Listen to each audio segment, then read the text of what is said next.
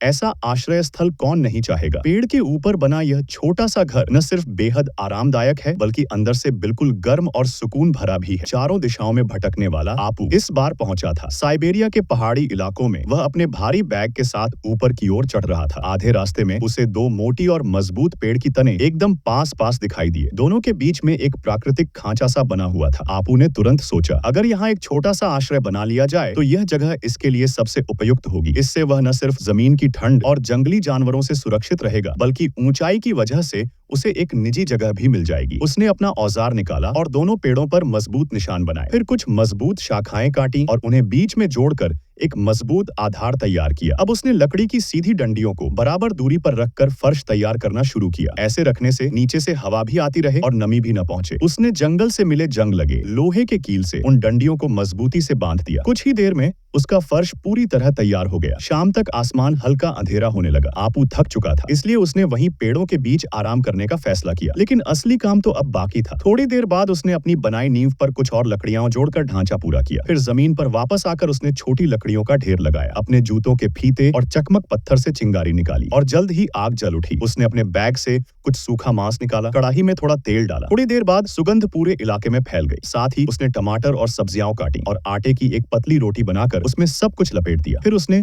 उसे हल्का सा सेंका। एक स्वादिष्ट जंगल रोल तैयार था। रात होने लगी तो उसने अपने प्लेटफॉर्म पर चढ़कर एक बड़ी वाटरप्रूफ चादर फैलाई ताकि अगर रात में बारिश हो भी जाए तो भी वह पूरी तरह सुरक्षित रहे। अब वह अपने बनाए छोटे घर में बैठा गर्म रोशनी में अपना डिनर खा रहा था। उसने अपने नीचे बिछाया, गद्दा सीधा किया, स्लीपिंग बैग में घुसा और ऊपर से एक मोटी जैकेट ओढ़ ली। जंगल की ठंडी हवा के बीच वह धीरे धीरे नींद में खो गया। रात का सन्नाटा और पेड़ों की सरसराहट उसके कानों में लोरी की तरह गूंज रही थी। सुबह की पहली किरण पेड़ों के बीच से छनकर उसके चेहरे पर पड़ी। आपू ने धीरे धीरे आंखें खोली। नींद खुलते ही उसने खिंचाव लिया और मुस्कुराया।